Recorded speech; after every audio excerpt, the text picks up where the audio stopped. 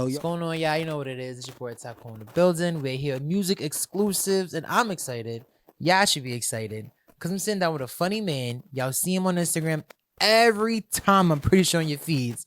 We got TravQue in the building, bro. Oh, man, I appreciate that. Thank you. No, you're a funny motherfucker. I will definitely say that. Definitely, since I've been following your page for honestly 2 years now, and the main thing he does, he's like, now walk away. Yeah, you're one of the most beautiful queens I've ever met. Now walk away from me. See, did I do it right? No, I didn't. I did a little bit. It's different ways, you know? It's different ways how to do it. As long as they get it, you feel me? As long as they understand, as long as they get it. Right. So listen, let's, kind of go back in time to your early start, your early beginnings.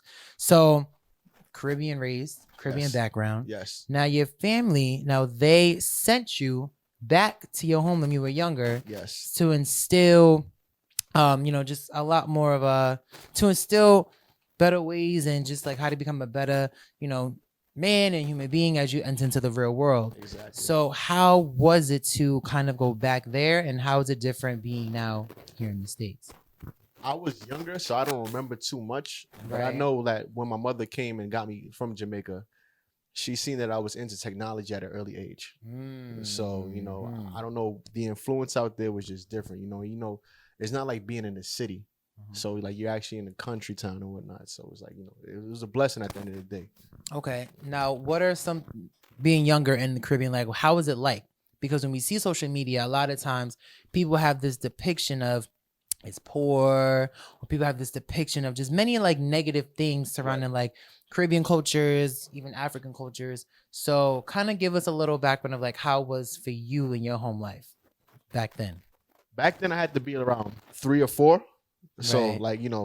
the upbringing was different. The rules were different, and I still A lot more strict. Exactly, and I still carry the upbringing, those rules till this day. You feel Right. me? You have to have a certain level of respect for Caribbean parents, just to let you know that. No, so, yeah, man, it's a lot, especially for me being Dominican, half Dominican. Ya tú sabes. Yeah, you already know. So for that to be a thing, it is very, they're very strict. They're very just like one or the other, black or white, no gray area. Exactly. Do you kind of have that now? Like as you growing up in a Caribbean household, it can be 7 a.m. on a Saturday. If you sleep past 7:30, 8 a.m., you have a parent or someone or a guardian knocking on the door while you still sleep. Right. You feel what I'm saying? So when I sleep too late now, I'm waking up and I'm asking myself, why are you still in bed? You feel what I'm saying? Because it teaches you need to be doing something right now. Be productive. Exactly. Be very productive. So now in your schedule, what's the earliest you wake up? I'm up about 6 o'clock. In the morning? 6 o'clock in the morning. Wow. What's a day in the life of TravQue? So first 6 a.m. You have to get your exercise in. So you work out. So that's very important. You have to stay fit. I'm not gonna lie to you. I try to eat the right things most of the time, but if I'm out and there's fried chicken or there's French fries, mac and cheese, I'm gonna take a bite. You feel me? But I don't get too crazy. You know what I'm saying? Okay. So other than that, there's meetings. I have meetings with my team as well. Shout out to Sean. Shout out to Drea.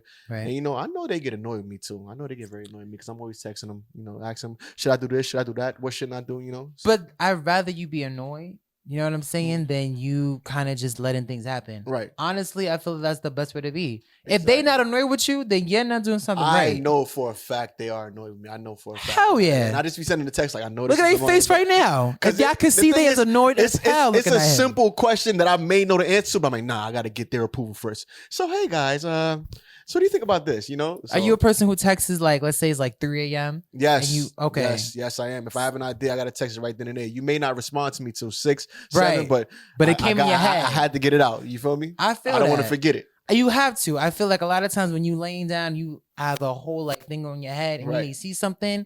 If I don't tell you then and there and I wake up, I'm going to forget it. Exactly. That's awesome. Keep that mentality. Most definitely. So moving forward. So originally you set out in the health field, because your family, they had that health field background within them as well. Right. But then a professor kind of told you, a nice life-changing message that made you want to go into entertainment. Exactly. So what was it verbatim that, your professor told you? Okay.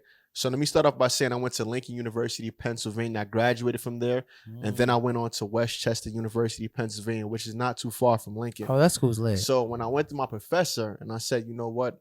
this is not what I really want to do. I just want to make my parents happy, you know, being in the health field, public health administration. So she was like, what do you want to do? I said, entertainment. I want to act and entertain people, make them laugh. You know what I'm saying? And then she was like, okay, well, if this is what you want to do, go follow your dreams.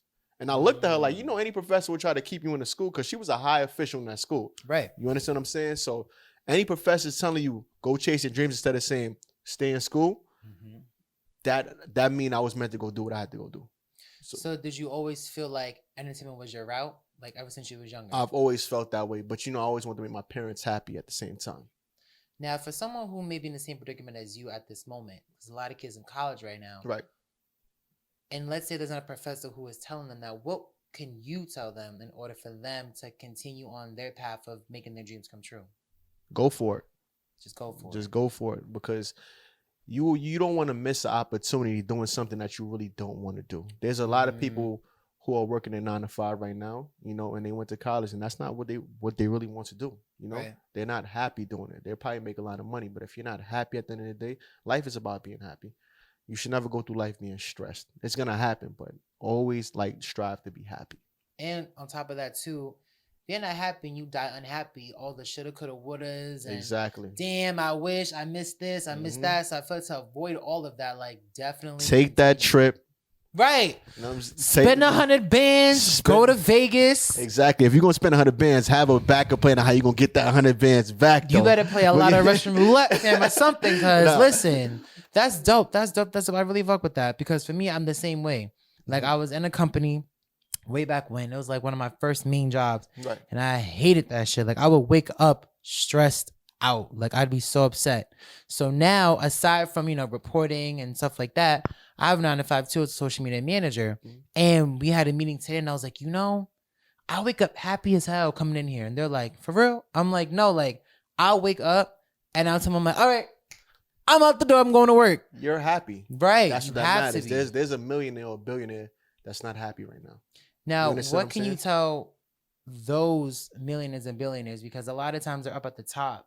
So it's like if you had a chance to, you know, kind of let them know like a piece of advice, what would you give them in order for them to kind of change their ways to be happy? Find your happiness. Find what makes you happy at the end of the day. A lot of people don't know what makes them happy because they live in life a certain way, or they live in life to impress other people. Find your happiness at the end of the day. It's your life. Right. Now, in this industry, sometimes there's a lot of down, unhappy moments. So for yourself, what do you do to keep yourself sane? So 3 gems that you do to keep yourself sane and still keep yourself happy. First and foremost, I look back to where I started from. Okay. You know, and then I look to where I'm at now. So that's a gem within itself. Because you always got to look at your past and look at what you're doing now and where you're at now. Exactly. So that's one thing I do right there. And on top of that, I keep good energy and good family and friends around me. So, you know, good energy that you know, they push me to do more. Right. You understand what I'm saying? Because we all have the moments where like, why am I doing this? Why am I here? Is this working? But then you have the family of friends that like, you're doing the right thing. Right. Then of course my supporters who DM me or, you know, they reach out to me and they tell me to keep going. So that's awesome. So because you're an actor, right? Artist now, influencer. So how do you manage to do all of that? And for those who may not understand, like now you're doing music, can you kind of give us a background of like how that kind of came into play?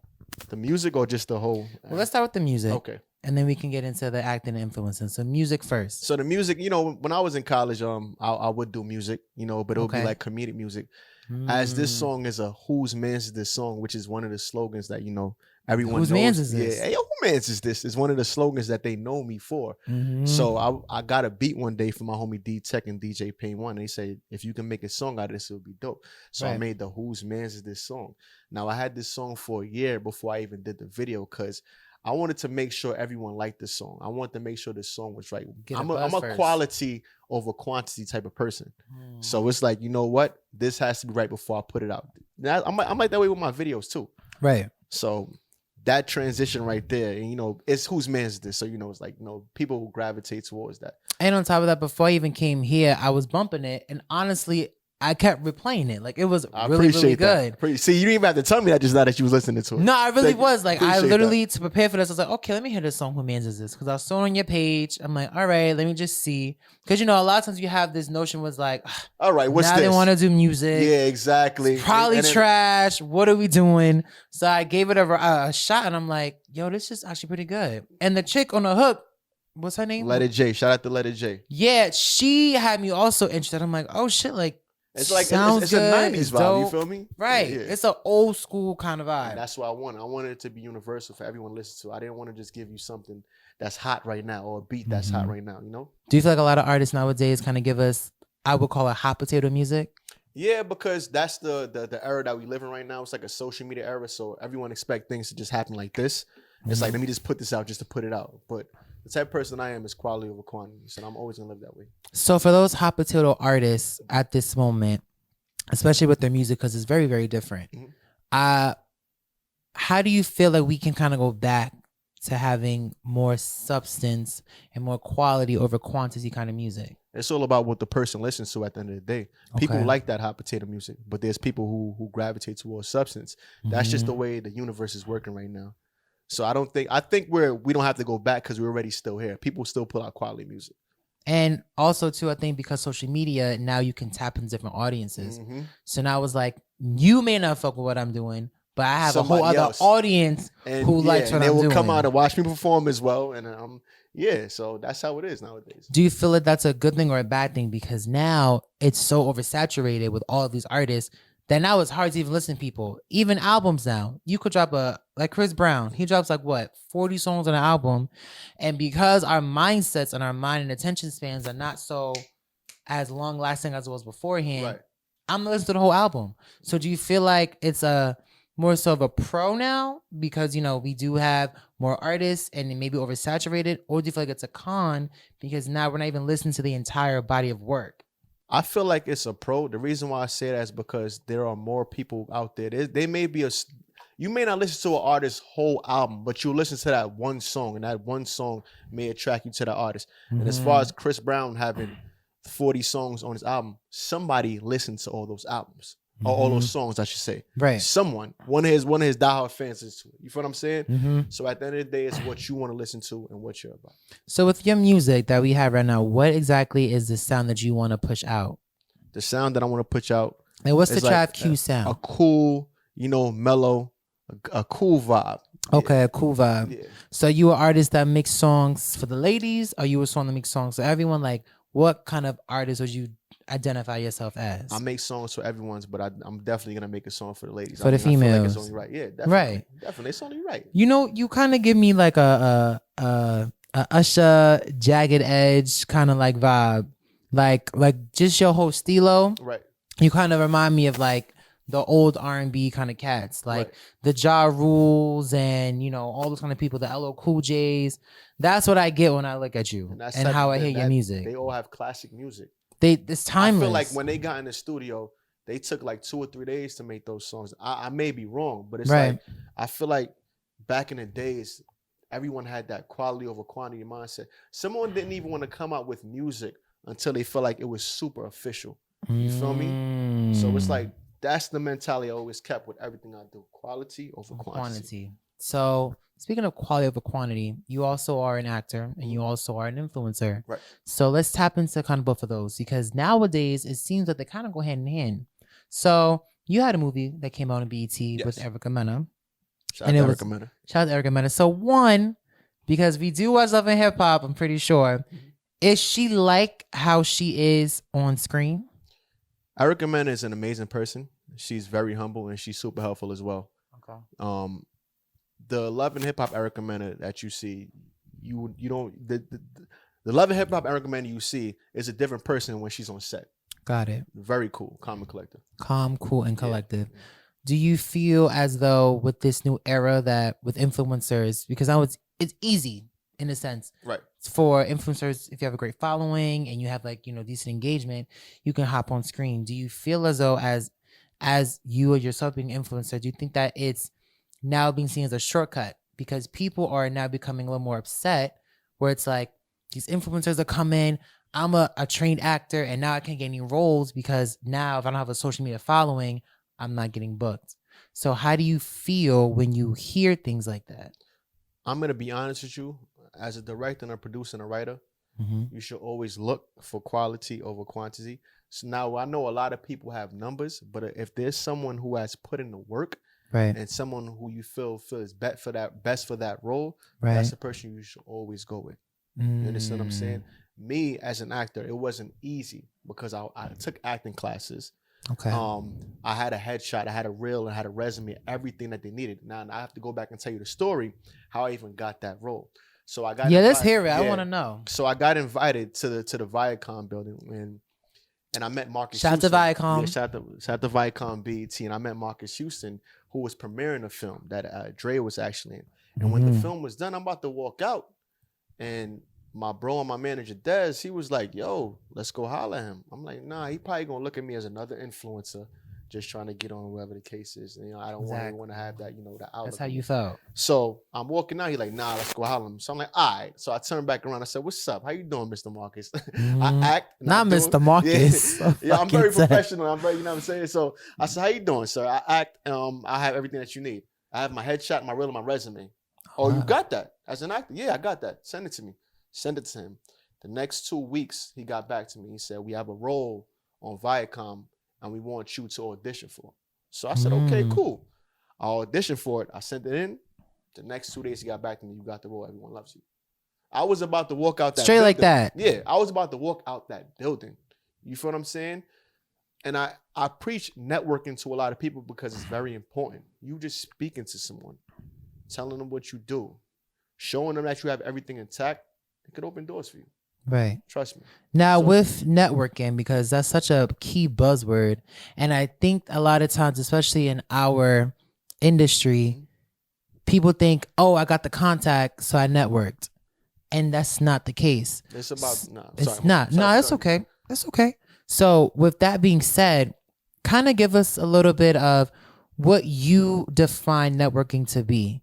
Just for those who possibly be doing it wrong, may not know how to network, or are scared, or think that if I just get a contact, it's networking. So kind of define it. Like what in your mind and in your, how you would take, the liquor. It's a little. Nah, you good. You good. How would you define networking? I'm gonna get right with you. Right. Clearly, I'm tripping my. This dude saying orange juice is doing a lot to me. How would you define networking? So networking to me is you meeting the person, you're gaining a genuine relationship, and you're also following up as well. That's very important. Just because you take a picture with someone doesn't mean someone is going to remember you. Can we say it again? Just because you take a picture with someone does not mean someone is going to remember you. You got to think it's 100 people in that room taking a picture of them as well, tagging them, whatever. You following up, you're being very professional. You feel what I'm saying? Ain't no, yo, what's up? I don't care. I hate when I see them in my DM. I don't care who it is. I don't care who it is. Even if you feel like you establish that relationship with that person, you still keep it professional at the end of the day. You feel me? You follow up the next day. Don't wait like 2-3 days like that. Because this person, you never know, this person has met so many people down the road or can meet 100 and 500 people in a week. They may forget about you. Right. So you want to follow up the next day. Hey, what's up? Thank you for meeting you at this event. Be very specific. Thank you for meeting at this event. Looking forward to networking you or possibly connecting. I definitely could see you have a lot of great media training.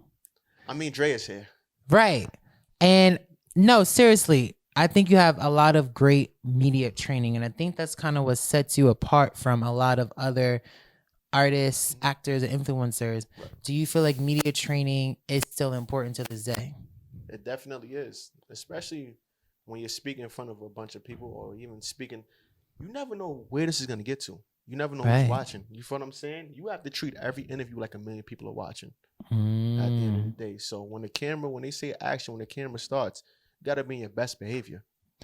I like that you said that. Now, because a lot of times with people, they see either smaller brands or smaller outlets and they kind of take it for granted because they're not a BET or they're not a VH1 There's no or such anything. thing as a smaller brand or small brand to me. The reason why I say that, like I said, this can get 1 million views. Right. You never know. You never know. Just as long as one person is watching, I mean 2 people are watching. Because if one person is watching, they could tap their friend, yo, look at this. Now you got 2 people watching. So you didn't double up. You never know who's paying attention. I like that.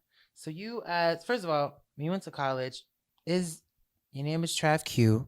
Now, does that come from, are you a Q dog? Yes. Okay, cool. So, right. When I was on campus, there were like 3 to 4 Travises on campus. And you don't want to confuse anyone. So when they said Travis, they was like, hey, my campus was small, Lincoln University, Pennsylvania. So it would be like, which Travis? And when you had different accents on campus, like try to Q. Right. So it just came out the TravQue. Oh, TravQue. You know what I'm saying? So, because I'm not going to hold you. I thought it was TravQue. I had to ask I didn't heard it all. I heard Travique earlier. Yeah, so, I'm like, how you pronounce this motherfucking name? And it was TravQue. Yeah. So with you being within, a fraternity, a lot of times it has a lot of backlash and a lot of stigma towards it. So for you, when you hear all of these things, are some of the things that you hear true, and how do you internally, take it? Because you can either be like, some people may lash out and be like, don't talk about my frat. Some people, they kind of may agree. So for you, how do you react? Well, the Omega Psi Phi Fraternity Incorporated are based on 4 principles: manhood, scholarship, perseverance, and uplift. And I apply that to my life every day. I'm not sure how everyone else is living, but that's how I live. I feel like I was just at a probate when you just said that. That was a whole intro to the entire frat. Like, Omega Psi Phi Fraternity Incorporated is a non-hazing organization, by the way, too. So, y'all hear that? Say it again.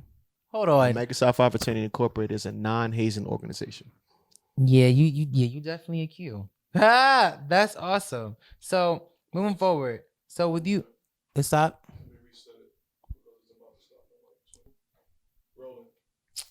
What was that left off? What question was that on? Because it stopped. Oh yeah, we can get back into it. You give me what I needed with that one. So, as you know, 2020, although it's been a blessing, it's also kind of been ending up a little strange. So, as we all know, with Kobe passing, and as we know with now Pop Smoke passing, and many other, legends, Janet Dubois,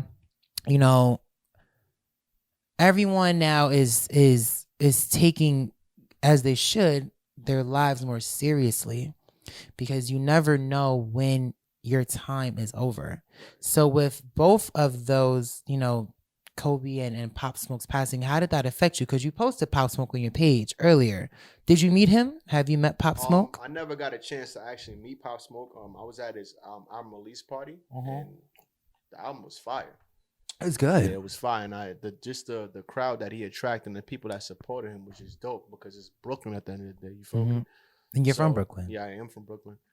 So it's more so like, seeing what he did, this is paving the way for other people, because he was so young as well. This is paving the way for the younger crowd. Like, I can do this as well. It's just motivation. So like his passing it was crazy to me, because when I woke up to it, and I seen someone post on Facebook.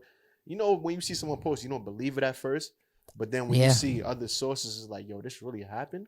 I saw it on Baller Alert, and I was like, nah, this is not it. It's like the first thing, you don't believe it. Just like with the Kobe Bryant death, I didn't believe it at first. I thought my friends were in the group chat playing. Right. So I'm looking at, this is not something to play around with. Then you go in and you see it. It's like, and then it hits you. You understand? Kobe Bryant was a legend. Yeah. So many people in the world looked up to him. People in Brooklyn looked up to Pop Smoke, and they enjoyed his music. So those two passing is very devastating. With them, especially Pop being so early in his career, and he already left such a great print and imprint on so many, of his fans and people from Brooklyn and all those things. As we move forward, because how he passed, from what they are allegedly saying, is that like the address of where he was posted on social media. Do you feel that as much of a blessing as social media is, it's also dangerous?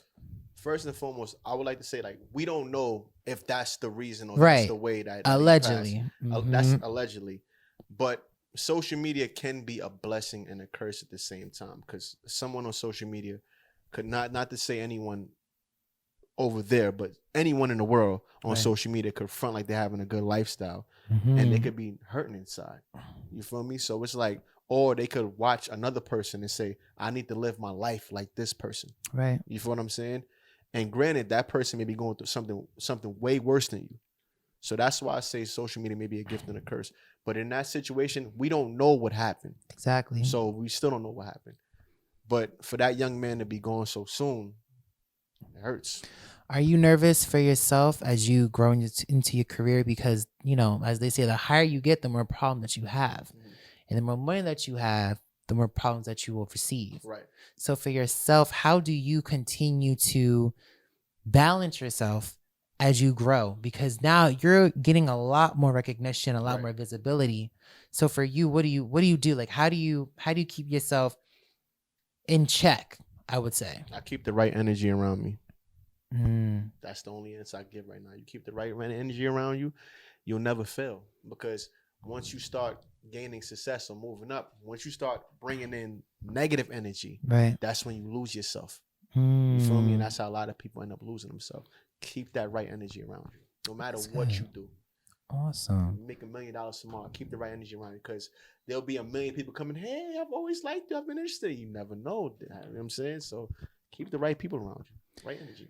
Now, do you feel as the media in general, do you feel like, and I guess I can put myself in this conversation because I am part of the media, do you feel like we handle these stories properly? Because when it came to Kobe Bryant's death, first of all, like, TMZ broke the story, it came out of nowhere, but then all of these alleged, you know, issues happen where it's like allegedly Rick Fox was on the plane, and then allegedly this happened, allegedly this person passed away. So do you feel like as the media with both deaths, it's been properly handled? I mean, as far as media, when you think about media, what is like the main objective is to get the story out there, right? So with the facts. With the facts.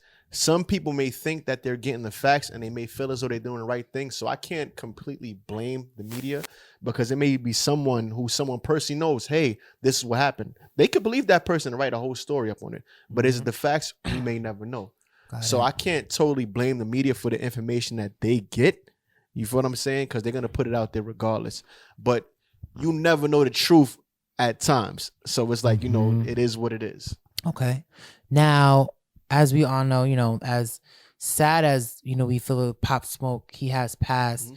A lot of times with some journalists, they tend to bring up, you know, different allegations and, you know, things that may have been pinned on them while they were alive. Do you feel like it's fair? Because with Kobe Bryant, you know, with Gayle King speaking with Lisa Leslie, she brought up his 2003 alleged sexual allegations with, you know, misconduct. So do you think that it's appropriate because they are the media and they have to talk about the facts and they bring up these situations after an artist or after an athlete or after any celebrity passes? Or do you think that it's disrespectful because they should have possibly brought it up when they were alive? That's a great question. I feel as though if you're gonna bring something up, bring it up when they're alive. You feel me? But at the end of the day, you gotta look at the other part. It's like, okay, if someone is running like a media or a social media, they're gonna bring up what attracts the crowd to them.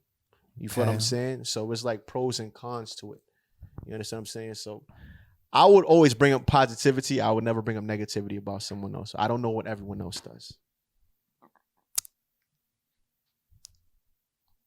I have to take a moment because I think that was, if not the best answer I've ever heard, because it's so crucial. You know, sometimes we forget to put ourselves in other people's, you know, shoes. Right. Whether it be Vanessa Bryant's, whether it be Pop Smoke's, you know, family. I think sometimes we have to always remember that, you know, they're also people as well, and we are also people too. So I think you said it so well that I think we tend to not think like that because we're so social media fast paced. Like I said, the hot potato effect. We're so quick. We want things so quickly, but it's like we're not dissecting everything first. Right. So I love that. That's a really 'Cause you gotta great think answer. these people have families as well, so they're gonna be affected for years. Like Mhm. Vanessa Bryant is probably going through it right now. That was her husband and her child. Mm-hmm. And then the fact that she probably has she does have social media. She does. So you never know what comes up across her timeline. Because now you could talk to someone, have a conversation. I go on Facebook right now, something that we talked about just popped up. Hey, Yeah. you want that new shirt? This them. So you never know, that article just may pop up in their face. So I want people to be mindful to that as well. Speaking of being mindful, so also recently, Dwayne Wade's daughter now, Zaya, so came out as, now she would like to be identified as a girl, as a female. And, a lot of people on social media, they kind of had a lot of, negative, nasty things to say, including Boozy Badass, who I can definitely quote saying that when he came and heard the news, like, oh, she's young, like she doesn't know anything, like, man, like you shouldn't do that. Like he had a lot of negative feedback and flack for it. Right. What's your take on it? I feel as though everyone is not going to agree with what someone else does, but I want to commend Dwayne Wade at the end of the day, because he's now paving the way for other fathers. Support your son no matter what. Support your children no matter what. Or daughter now. Support your daughter no matter what. You feel what I'm saying? A lot of people don't have a father figure in life. So for Dwayne Wade to be there all around, just amazing to me. If you were a father and this was something that your child wanted to do, how would you handle it? I would agree with what my child wants to do at the end of the day, because I'm supposed to be there to love my child. You feel what I'm saying? So it's like, because I can go against what my child wants to do, and now my child doesn't even believe in me. He doesn't want to be around me. I can't have that. You feel what I'm saying? Right. You gotta love your child unconditionally, no matter what. I like that, and I think that as influencers and as people in the media, I think that we need to carry that narrative, because a lot of times that's how a lot of suicide things come about too. Exactly. I didn't want to say that just now. No, it's fine. Yeah, I didn't want to. It's a safe music exclusives is a safe space. Okay, cool. I was gonna bring that up, but I didn't want to bring that up to put that in anyone's mind. No, but it's real life, because it's very scary. Exactly. Because sometimes, when you feel like you don't have someone in your corner and you feel like your back is against the wall, you get in like a fight or flight kind of mode. Right. So sometimes you may not know what to do. So I think that as the media, we have to be very, very careful. Right. Because now, a lot of things that slid in the past, whether it was like negative, derogatory terminology in music, right? Yeah. Now it's like, it's very, very crucial, because you things say like it's this. a problem. We see things like this. Exactly. So, moving forward with everything that you were saying, so what can we expect from you next? More television commercials. Okay. More movies, and of course, more music, Right. So if you can kind of touch, what's like your next big role, if you can talk about it? We actually can't talk about that right now. Okay. The type of person I am, bro, I'm the type of person, like, I don't even like to talk about it until it's happening or it's done. You feel me? A lot of people, they'll know they're about to do something and start talking about it. I've never been that way. Right. So unless it's in the motion, like, people could say, yeah, you got it, or until it's stamped. Yeah, exactly. And I got the trailer to show it, I'm going to say it. Talking about it. Okay. Exactly. Well, we can't talk about it. We're going to play a little quick game. Okay. So as you know, you have a song called Whose Mans Is This? And I'm going to ask you some questions, and you're going to tell me whose man did this. Okay. Cool? All right, cool. How many do I get points in this? Oh, you can get some points. Okay. We gonna have a little scoreboard for you, okay? A little leaderboard. So let's play. All right. So question number 1: which hip hop artist co-wrote "Getting Jiggy with It" with Will Smith? A. LL Cool J, B. Jay-Z, C. Nas, or D. Eazy-E? LL Cool J. Wrong answer. It's actually Nas. Nas co-wrote it. Let's go. Yeah. Oh, that's lit. So, question number 2. Which R&B group wrote and sang the theme song for the Nickelodeon show All That? A. TLC, B. Total, C. 702, or D. 3LW? Woo. Don't look over there for no help. And I know Shauna, I know y'all can't see, but Jared, don't you be on that phone giving him no answers. Put the phone down, sis. I see you. I want to say TLC. Right answer. It was TLC. So, next question. Which artist sang background vocals for TLC's record Waterfalls? A. Maxwell. B. CeeLo Green. C. will.i.am, or D. Missy Elliott? Sang background vocals. Which song again? Waterfalls. Don't go chasing waterfalls. I gotta say between Missy Elliott and CeeLo Green, so I'm gonna say Missy. Wrong answer. It was CeeLo Green.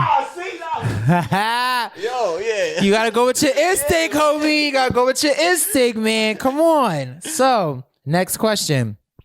Which artist's original's rap name was supposed to be Shrimp Daddy? A. Jay-Z. B. Ludacris. C. Gucci Mane, or D. Lil Wayne? I feel like Ludacris would say something like that. Wrong answer, fam. Lil Wayne. That was gonna be his name, like he was gonna actually call himself Shrimp Daddy. I don't know why, but that was supposed to have been his name. I say Ludacris, I know Ludacris. He did. He's a funny, so he's a funny dude, so it's like, all right. No, it was actually Lil Wayne. So, and your last question. So this is 1 out of 5 right now. You got 1 out of 5. So I mean, you know what? If you get this right, I'll give you at least 2 points. Okay. So you can kind of be, a winner. I'm ready. So, which you say kind of be winner? I can't kind of be winner. You got 5 out of 5. Come on, you know how it works. So, which celebrity is a member of Omega Psi Phi? A. Cedric the Entertainer. B. Colin Kaepernick. C. Terrence J. Or D. Terrence Howard? Terrence J. Right answer. You named 2 Kappas in the beginning, so I'm like, oh, see, he knows his history. He knows his history. I definitely did. Okay, so for a bonus one, you could get extra 2 points. Which fraternity is Terrence Howard a part of? Terrence Howard, is he a Sigma? You a winner! Hey, you got it. He is a Sigma. Damn, you looked that up, Andrea. I saw you on the phone over there. Did you check her phone, Dante? She looked it up. He laughing because look, I'm over it. She cheated. Anyway, so before we wrap this up, I want to just ask it's the last question too. So let's say you were granted 2 tours because you're an artist and you're a comedian. So if you had a comedy tour, pick 3 comedians you would take on tour with you. 3, and they gotta be good. Martin Lawrence. Jamie Foxx. See, now you only gave me 3. 3. Kevin Hart. That'd be a good tour. That would be a good tour. There's way more than that I would, but those are just 3 that Okay. Shout out to Dave Chappelle too. He could be your opener. How about that? We'll give you that. Well, you'll be the opener. But you headlining it. It's your tour. For those greats, I'm the opener. You the opener for your own tour. Yeah, exactly. Okay, we're gonna do that. We're gonna play that card. And if you had a music tour, which 3 artists are you choosing to go on tour with you? This is we're going into music now. Right. Who you choosing? To be on tour, I say Drake. Busta Rhymes. I've seen Busta Rhymes. That's a good one. So many times, like Drake. That'd be a different vibe. Drake and Busta. Okay. And your last one. I will go with Futuristic Lingo. The Manager. Okay. Why specifically him? I like their music, of course. Okay. I got some fire. So you got fire too. So can we see you have a track together? Yeah, of course. Is it coming in 2020? I mean, I don't like to talk about things unless it's set in stone. I like that they trained you, but I'm irritated that they trained you. Come on. Can something, at least give me that. I can't get the movie. I can't get the show you probably gonna be on. Can I at least get if you doing a track with your manager? We'll send you the track first. So we're confirming it. Yes. Okay. We'll send you the track first. Now can we confirm the show too? Can I get a no? Can I? when the show is set in stone. I'm so done with this, man. Man, come on. When the show is set in stone. When the show is set in stone, okay. That's when I talk about it. Honestly, I definitely want to say this was super dope. I'm happy that we did this. And I'm happy that not only I, but people out here get to kind of understand who you are as well. Because you're an influencer and you do it well. I feel like with your page, you always try to make sure that you are being positive, right? And always, you know, because you're really funny, and you go to these celebrities, you say these funny things, and you make people laugh. And I think that's something that we need, especially in times like these. Like, you need a good laugh. Exactly. Stop being so stressed out, man. Laugh and enjoy life.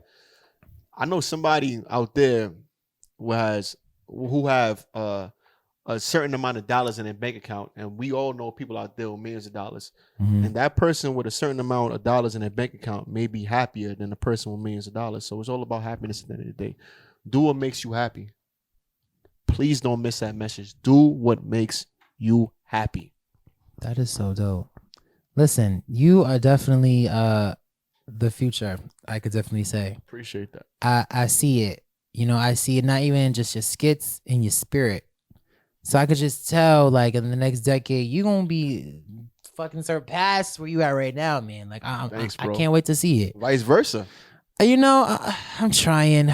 You gotta. You're not trying. He said he's trying, but he's doing right now.